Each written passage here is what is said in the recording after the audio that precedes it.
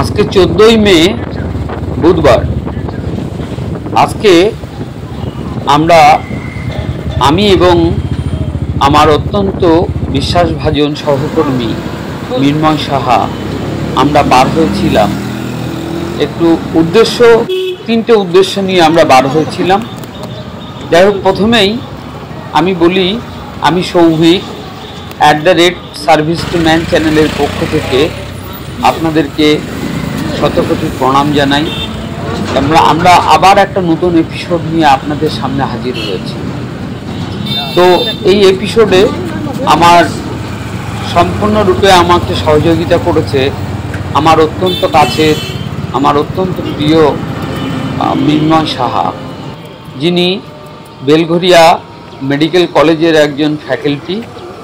মৃন্ময় sir, তিনি ফিজিওথেরাপির faculty. আমি সৌভিক, আমি মেডিকেল প্র্যাকটিক্যালের একজন ফ্যাকাল্টি। তো প্রতিনিয়ত আমরা এই ধরনের পরিষেবা নিয়ে আমরা রাস্তায় বার হই এবং রাস্তায় যেসব দিব্যাঙ্গ পথপ্রতীক তাদেরকে এই পরিষেবাটা আমরা পৌঁছে দিই। তো বলে রাখি, কিছুদিন আগেই মৃন্ময়ের চিকেন পক্স হয়েছিল। শরীরটা অত্যন্ত দুর্বল, বহুদিন সে ঘরের ভেতরে কাটিয়েছে। তাই ওকে নিয়ে একটু মুক্ত বাতাসে আমরা বেরিয়েছিলাম। উদ্দেশ্য শুধু একটা নয়, তিনটে উদ্দেশ্য নিয়েই আমরা বার হয়েছিলাম। আর সেই সঙ্গে আরেকটি উদ্দেশ্য ছিল, আমাদের বসিরহাটের খুব কাছে তেঁতুলিয়া গোকুলপুর বলে একটি জায়গা রয়েছে, যেখানে গোকুলানন্দ আশ্রম আছে। যে গোকুলানন্দ আশ্রমের একজন মহারাজ, যার নাম হচ্ছে প্রভুপাদ শ্রী চৈতন্যদেব মহারাজ, যার হাঁটুর লিগামেন্টে তিনি চোট পেয়েছেন। তাই তিনি আমাকে ফোন করে বলেছিলেন যে, ডাক্তারবাবু, খুব কষ্ট পাচ্ছি, আমাকে একটু এসে দেখে যান। তাই উদ্দেশ্য এটাও ছিল তাকে দেখতে যাওয়া। তার জন্য একটা নিক্যাপ কিনে নিয়েছিলাম, কিছু মেডিসিন। আর সর্বোপরি আরেকটি উদ্দেশ্য ছিল যে, আমরা রেডি হয়ে নিয়ে বার হয়েছিলাম যে, রাস্তায় যদি কোনো এইরকম দিব্যাঙ্গ পথপ্রতীককে আমরা পাই, তাহলে তার কাছে আমরা এই পরিষেবাটা পৌঁছে দেব।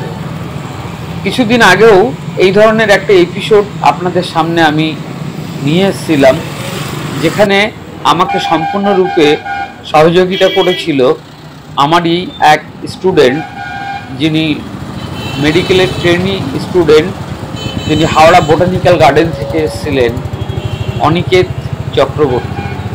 অনিকেত চক্রবর্তী ঠিক মৃন্ময়ে যে সম্পূর্ণরূপে ভিডিওটি ধারণ করার কাজ করেছে, অনিকেতও আমার সাথে ঠিক এইভাবেই আমাকে সহযোগিতা করেছিল। আমার চ্যানেলের পক্ষ থেকে অনিকেতকে অসংখ্য ধন্যবাদ। তো এই ধরনের কাজ করতে পারলে সেদিন মানসিকভাবে আমি অত্যন্ত শান্তি অনুভূত করি আমি। তো এই নিয়ে প্রায় 140টির উপরে এই ধরনের পরিষেবা আমি এই ধরনের মানুষের কাছে আমি পৌঁছে দিতে পেরেছি। আমি প্রথম যখন ভিডিওটি চালু করেছিলাম, আপনারা দেখেছিলেন যে ওর গায়ে কতগুলো পোশাক পরা ছিল। এখন যে ওয়েদার চলছে, তাতে করে দুপুরের টাইমটাতে প্রায় 40 থেকে 42 ডিগ্রি তাপমাত্রা থাকে।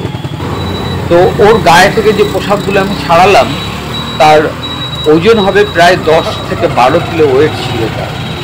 এই সম্পূর্ণ পোশাকগুলো সে গায়ে পরে 40 থেকে 42 ডিগ্রি তাপমাত্রায় রৌদ্রে খাঁখা করা অবস্থায়, যেখানে একটা কুকুর পর্যন্ত রাস্তায় বার হতে পারে না, মানুষ তো দূরের কথা, আর সেখানে ফাঁকা একদম রৌদ্রের মাঝখানে বসিরহাট ব্রিজের উপরে সে বসে থাকে। এটা আমি 2-3 দিন আগে থেকে লক্ষ্য করেছিলাম এবং মনে মনে ভেবেছিলাম যে এই ধরনের পরিষেবা তার কাছে আমি পৌঁছে দেব। ঈশ্বর হয়তো সেই সুযোগটি আজকে আমার কাছে এনে দিয়েছেন, তাই এই সুন্দর পরিষেবাটি তার কাছে আমি পৌঁছে দিতে পারলাম। এবং পৌঁছে দেওয়ার পর মানসিকভাবে অত্যন্ত একটি ভালো লাগার একটি ভালো লাগার যে অনুভূতি, সেটা আমি খুব ভালোভাবে বুঝতে পারছিলাম। তাকে সুন্দর করে পরিষ্কার করে গায়ের চুলগুলো সুন্দর করে পরিষ্কার পরিচ্ছন্ন করে তারপরে আমার ব্যবহৃত একটি টি শার্ট এবং একটি ট্রাউজার তাকে আমি খুব সযত্নে পরিয়ে দিলাম। দেওয়ার পর তাকে ইচ্ছা ছিল যে তাকে একটু পেট ভরে কিছু খাওয়াবো, কিন্তু সত্যি কথা বলতে দুঃখের বিষয়, আনফর্চুনেটলি আজকে আমার পার্সটি আমি আমার সাথে নিয়ে যেতে ভুলে গেছিলাম, যার জন্য ওকে আমি কিছু খাওয়াতে পারিনি। তো এই রাস্তা দিয়ে আমি প্রায় প্রতিদিনই যাই এবং ওকে আমি দেখি, নেক্সট দিন নিশ্চয়ই ওকে আমি পেট ভরে আমি খাওয়াবো, এটা আমার মনের কামনা। তো তারপরে ওকে আমার দেখতেই পাচ্ছেন আমার নিজের ব্যবহৃত, নতুন আমি দিতে পারিনি, ব্যবহৃত একটি টি শার্ট ওকে পরিয়ে দিয়েছি এবং আমার এই ব্যবহৃত একটি ট্রাউজার ওকে পরালাম।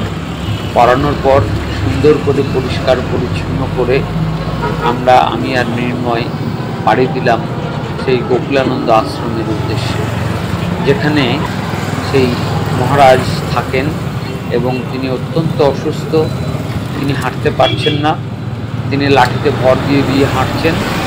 তার একটি হাঁটুতে অস্টিওআর্থ্রাইটিস হয়েছে এবং তিনি হঠাৎ করে পড়ে গিয়ে তার লিগামেন্টে চোট পেয়েছে। তাকেও আমরা চিকিৎসা পরিষেবাটি খুব ভালোভাবে পৌঁছে দিয়ে এলাম। তিনি আগের থেকে আমাকে একটু আগেই ফোন করেছিলেন, আগের থেকে অনেকটা সুস্থ বোধ করছেন। এই ধরনের মানুষকে পরিষেবা দিতে পারলে খুব ভালো লাগে।